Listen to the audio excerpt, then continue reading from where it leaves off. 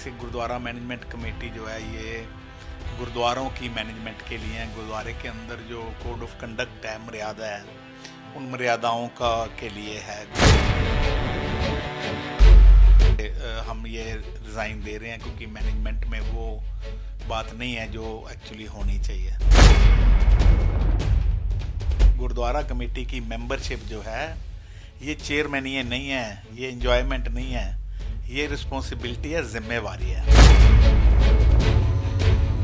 Delhi Sikh Gurdwara management में committee जो भी चल रही है, आज कोई भी होते लंगर उन्होंने भी चलाना था। ये तो हमारी रगों में है सेवा का भाव। तो उसमें ये कोई बड़ी बात नहीं है। ये जो कर रहे हैं ठीक है। पर्सनल मुझे कुछ भी नहीं चाहिए। मुझे गुरुद्वारों के जो मैनेजमेंट है वो साफ सुथरा और बढ़िया चाहिए, मर्यादा वाला। यहाँ जहाँ हम आए हैं, यहाँ पे भी अगर कोई ऐसी बात हुई तो आप देख लेना, सबसे पहले हम ही होंगे बोलने वाले।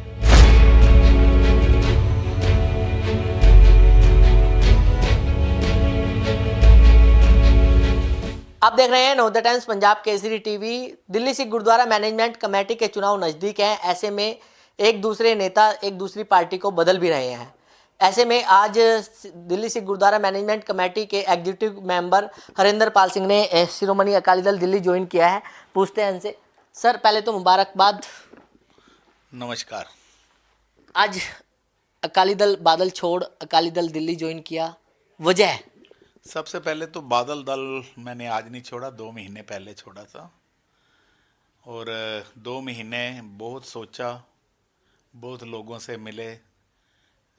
जिस दिन हमने छोड़ा था, मैं और जितेंद्र सिंह सानी, उस दिन हम सीधा सर सुखदेव सिंह ढींडसा जी को मिले यहीं पे उनकी कोठी पे, जो कि श्रोमणी अकाली दल डेमोक्रेटिक के प्रधान हैं।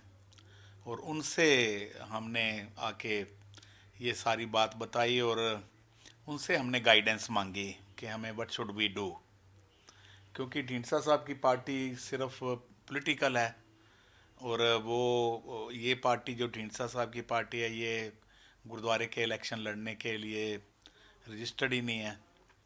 तो उनसे हमने बहुत विचार किया, गाइडेंस ली और उनको अपना नेता भी माना। उसके बाद हमने बड़ी मुलाकातें की, सरना साहब से भी मुलाकातें की, उनसे उनको अपनी मन की बातें बताई, जिन जिन कारणों से हमने छोड़ा वो भी उनके साथ डिस्कशन की। थोड़ा दर्शकों को बताइए ना, किस लिए छोड़ा आपने? हमने जो रिज़ाइन का लेटर दिया, उस लेटर में शुरुआत ही यहीं से की थी कि जिन सिद्धांतों और जिन प्रिंसिपल्स की बुनियाद पे श्रोमणी अकाली दल, हमारे बुज़ुर्गों ने, हमारे बड़ों ने जिस नींव रखी थी, उन सिद्धांतों को और प्रिंसिपल्स पे आज वो अकाली दल खरा नहीं उतर रहा। और वो जो सिद्धांत और प्रिंसिपल्स जो कि नज़रअंदाज किए जा रहे थे, उनका असर दिल्ली सिख गुरुद्वारा मैनेजमेंट कमेटी की मैनेजमेंट में भी पड़ रहा था। और मैं अक्सर कहता हूँ कि दिल्ली सिख गुरुद्वारा मैनेजमेंट कमेटी जो है ये गुरुद्वारों की मैनेजमेंट के लिए है। गुरुद्वारे के अंदर जो कोड ऑफ कंडक्ट है, मर्यादा है, उन मर्यादाओं का के लिए है। गुरुद्वारा सही तरीके चले। गुरुद्वारे में जो मैं अक्सर मानता हूँ कि गुरुद्वारे जो हैं हमारे स्पिरिचुअल कॉलेज हैं, स्कूल ऑफ थॉट हैं। तो या जितनी दिल्ली सिख गुरुद्वारा कमेटी के अंडर इंस्टीट्यूशंस चल रही हैं, चाहे वो स्कूल हैं, चाहे टेक्निकल इंस्टीट्यूशंस हैं, चाहे हॉस्पिटल हैं, तो वो सब कहीं ना कहीं क्राइसिस में आ गए थे। तो इस वजह से हम ये रिज़ाइन दे रहे हैं क्योंकि मैनेजमेंट में वो बात नहीं है जो एक्चुअली होनी चाहिए। और यही बातें 4 साल बाद याद आई आपको मैनेजमेंट की? नहीं, 4 साल बाद क्या, हम तो हर मीटिंग में हम अकाली दल की कोर कमेटी में थे, मैं भी था, जितेंद्र सिंह सानी थे और एग्जेक्टिव के मेंबर भी थे। ये एग्जेक्टिव की मीटिंग्स के अगर मिनट्स ठीक लिखे हुए हैं तो उसमें हमारी बातें जो हम एग्जेक्टिव में बोलते थे। देखो, जब कभी पार्टी में, किसी पार्टी में आप किसी ओहदे पे हो तो एक वहाँ भी एक कोड ऑफ कंडक्ट है कि आपको अगर किसी बात पे सहमति नहीं है तो आप अंदर अपना इतराज़ करो, बाहर सड़कों पे नहीं लाए। और वो हमने कोर कमेटी में भी किया। यहाँ तक कि कोई 2 महीने पहले, डेढ़ पौने 2 महीने पहले सुखबीर बादल जी ने मुझे बुलाया था और वहाँ पे लगभग 40 मिनट हमारी बात भी हुई थी। और मैंने ये सारी चीज़ें उनके सामने भी रखी थी। और मैंने यही कहा था कि हमें जो दिल्ली से गुरुद्वारा मैनेजमेंट कमेटी के जो मेंबर हैं, उन मेंबरों में स्क्रीनिंग की ज़रूरत है। ऐसे लोगों को अंदर आना चाहिए जिन जिन लोगों को कोई सिखिज़्म का, गुरमत का, एजुकेशन का, किरदार का, ईमानदारी का, जिन लोगों में बात हो। क्योंकि इस वक्त जिस दौर से हम गुज़र रहे हैं, उस दौर में जो है गुरुद्वारा के जो मैनेजमेंट है या गुरुद्वारे के जितने अफेयर्स हैं वो बहुत बड़े क्राइसिस में हैं।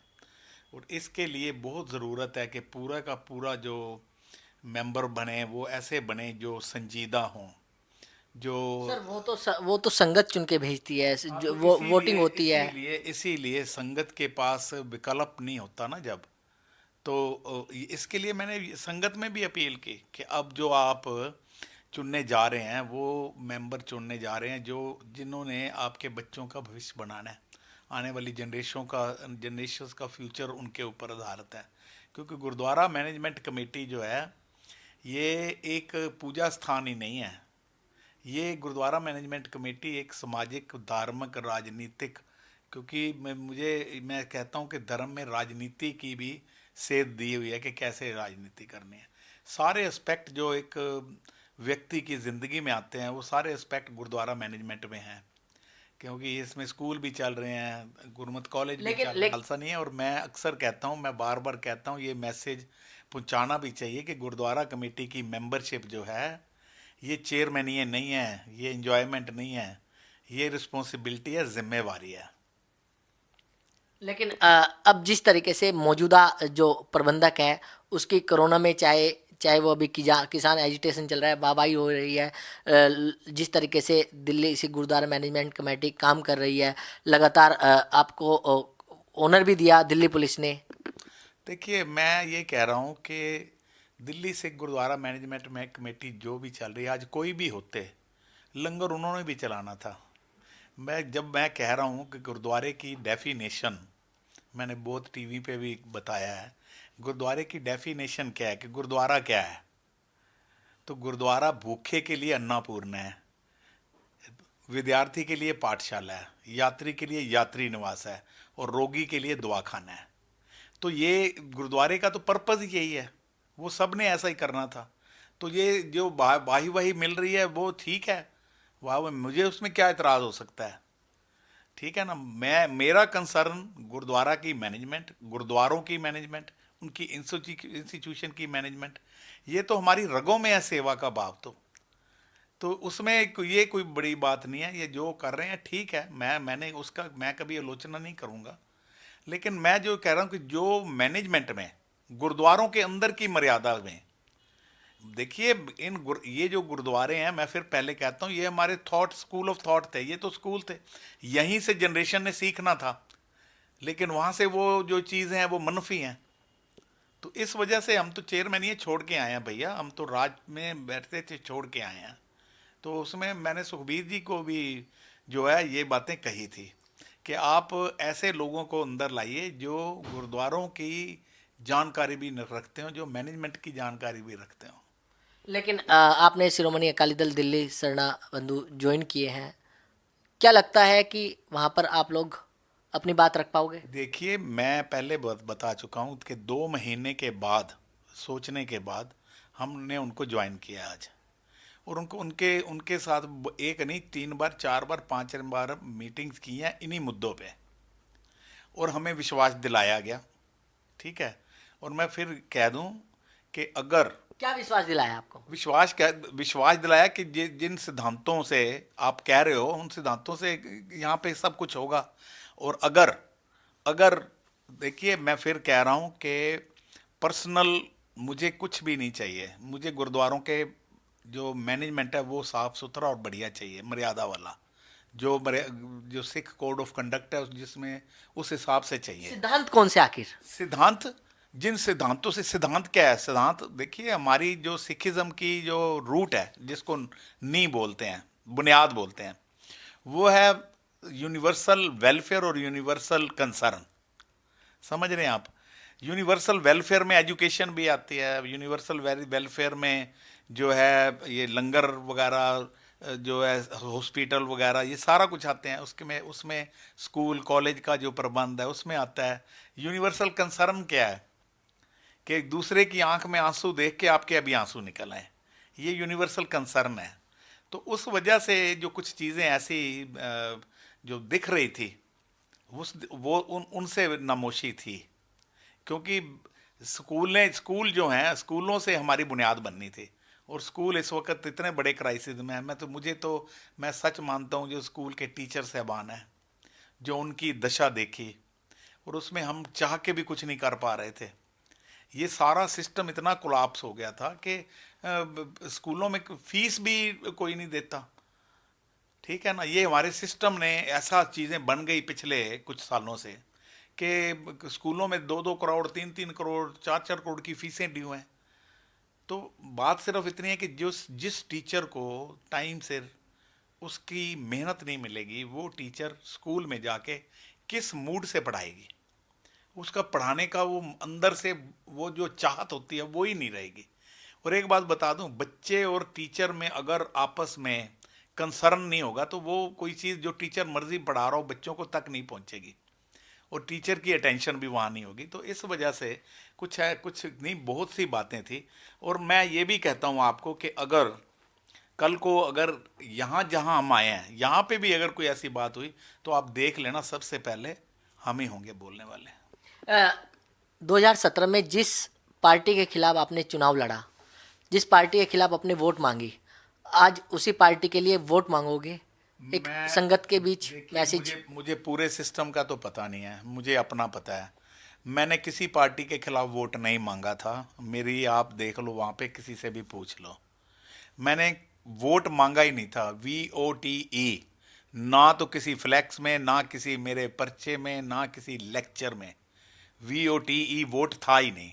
मैंने सबसे असीसें मांगी थी कि मुझे आशीर्वाद दो। तो अगर तो तो तो मतलब ये है कि मैंने विरोधता की ही नहीं थी किसी पार्टी की भी। तो अगर पार्टी उम्मीदवार बनाती है फिर एक बार फिर संगत के बीच में जाएंगे? संगत के बीच में जाऊंगा ही जाऊंगा। देखिए, मैं बताता हूँ, मैंने इलेक्शन लड़ना है, मैं इसको डिनाई नहीं कर रहा हूँ। हमें कोई कोई देखिए, गुरुद्वारा इलेक्शन हर कोई नहीं लड़ सकता, कभी पहले था। अब पॉलिटिकल पार्टी इलेक्शन नहीं लड़ सकती। हम तो सीधी बात बता रहा हूँ कि हमें तो ढींढसा साहब की गाइडेंस भी अभी भी मिलेगी, मिल भी रही थी, मिली भी थी, और साथ में अब उस पार्टी में भी हैं। अपनी बात जो है, जितनी मुझे समझ है, मैं अपनी समझ से उस पार्टी में रखूंगा बात। नहीं मेरी ठीक सिद्धांतों के साथ नहीं चलेगी, वहां भी आवाज उठेगी और आप सुनेंगे, और आपको सुनाऊंगा भी। ऐसा तो नहीं था हरिंद्रपाल जी, जिस तरीके से शिरोमणि अकाली दल बादल पार्टी से आपका टिकट जो है इस आने वाले इलेक्शन में कट रहा हो, इसकी वजह से आपने पार्टी ज्वाइन नहीं किया? नहीं, नो नो नो, बिल्कुल ऐसी बात नहीं थी।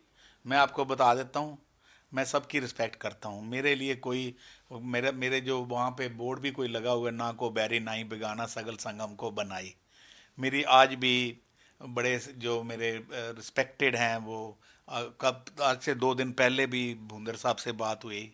मुझे ऐसी किसी से कोई नहीं बात नहीं थी, ना ही मुझे टिकट की कोई ऐसी बात थी, कभी भी नहीं थी। तो बिल्कुल ये थे हरिंदरपाल जी, जिन्होंने नवोदय टाइम्स पंजाब केसरी से खास बातचीत की। दिल्ली से कमल कुमार कंसल, नवोदय टाइम्स पंजाब केसरी टीवी।